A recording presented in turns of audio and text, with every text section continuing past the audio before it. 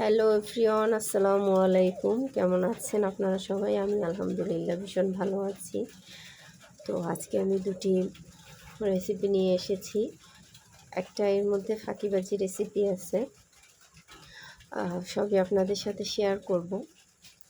এই যে আজ আমি রান্না করেছিলাম খিচুড়ি এবং বিরিয়ানি। আজকে আমি কিভাবে খিচুড়ি রান্না করলাম আর বিরিয়ানিটা কিভাবে রান্না করেছি সেটাই আমি আপনাদের সাথে শেয়ার করব। আশা করি আপনাদের কাছে ভালো লাগবে। আমার মেয়েরা খুব অপেক্ষা করে আছে কখন ওদেরকে আমি খাবার বেড়ে দিব। আমি আস্তে আস্তে করে খাবার বাড়ছি, সেটা আমার মেয়েদের পছন্দ হচ্ছে না।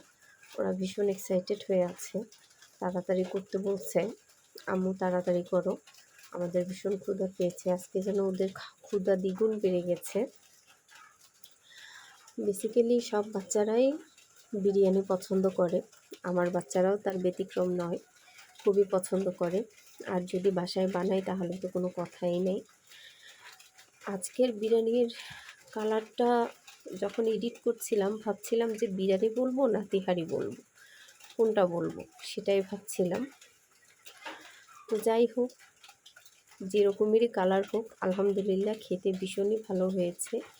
এজন্য অনেক খুশি আমি, বাচ্চাদের ভীষণ ভালো লেগেছে। আসলে আজকে আমার সাহেব বাসায় নেই, তিনি একটু এলাকার বাহিরে গেছে, ঢাকা চলে গেছে। তো আজকে ভাবলাম যে কিছু অল্প স্বল্প রান্না করতেও তেমন ভালো লাগছিল না, কিছু চটজলদি কিছু রান্না করে বাচ্চাদের দিই। তো যার কারণে বিরিয়ানি রান্না করলাম, আর তার সাথে আরেকটি ফাঁকিবাজি রেসিপি আপনাদের সাথে শেয়ার করছি। অবশ্যই দেখতে থাকুন। চলুন রান্নাটা শুরু করি। তো প্রথমে আমি প্যানে তেল দিয়ে দিলাম এবং অনেক পেঁয়াজ কুচি দিয়েছি, প্রয়োজনের থেকে একটু বেশি। আমি পেঁয়াজ বেরেস্তা করে নেব এই জন্য। তো কিছুটা আমি পেঁয়াজ বেরেস্তা করে উঠিয়ে নিলাম। এবার বাকি যে পেঁয়াজ ছিল এটার ভিতরে গোটা গরম মশলা, আদা রসুন জিরা ধনিয়া বাটা আর হলুদের গুঁড়ি, এটা আমি দিয়ে দিব।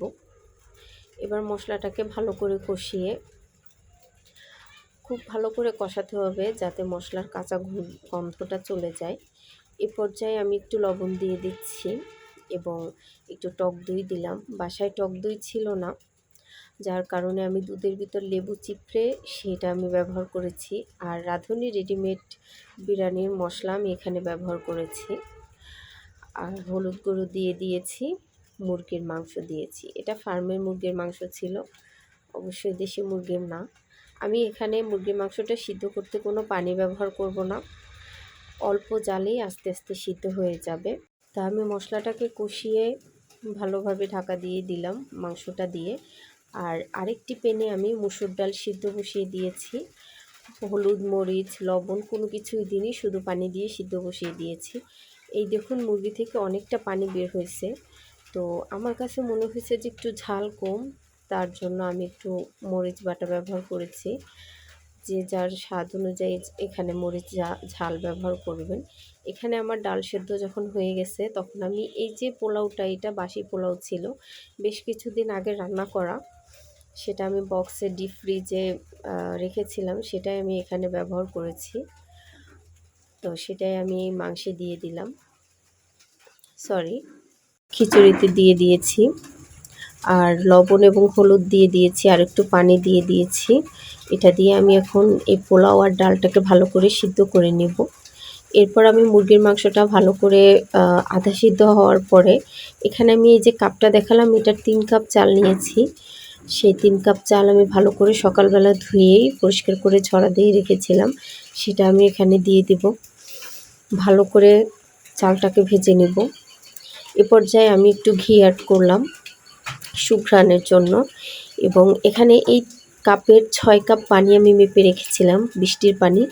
আমাদের বাসায় আমরা বৃষ্টির পানি সংগ্রহ করে সারা বছর চেষ্টা করি সে পানিটাকে ব্যবহার করার জন্য, আমি সেটাই এখানে ব্যবহার করেছি। আর সামান্য একটু চিনি দিয়ে দিয়েছি। এখানে আমার খিচুড়িটা প্রায় মাখো মাখো হয়ে গেছে। এখন আমি আরেকটু পানি দিয়ে বসিয়ে দেব যাতে একটু গলা গলা ভাব আসে খিচুড়িতে।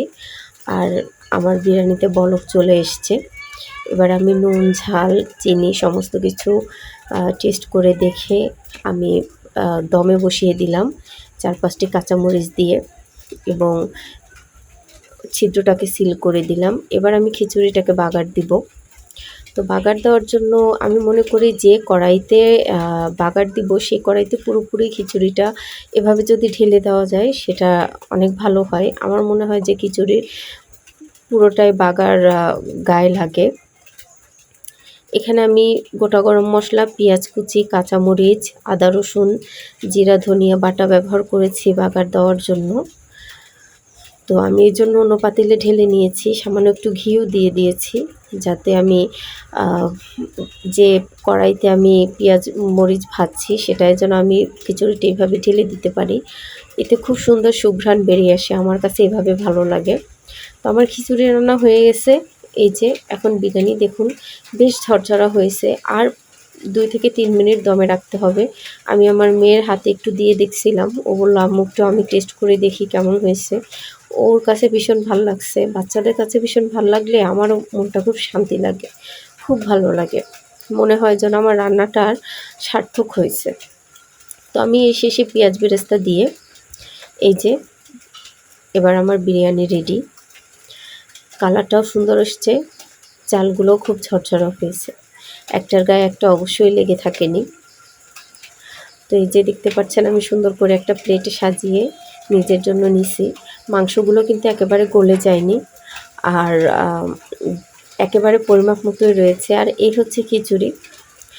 আমার কাছে সবথেকে বলতে খিচুড়িটাই বেশি ভালো লেগেছিল। খিচুড়িটা খুব এনজয় করেছি আমি। তো আমার ভিডিওটি ভালো লাগলে অবশ্যই লাইক, কমেন্ট, শেয়ার করে দিবেন। আশা করি আপনাদের কাছে ভালো লাগবে।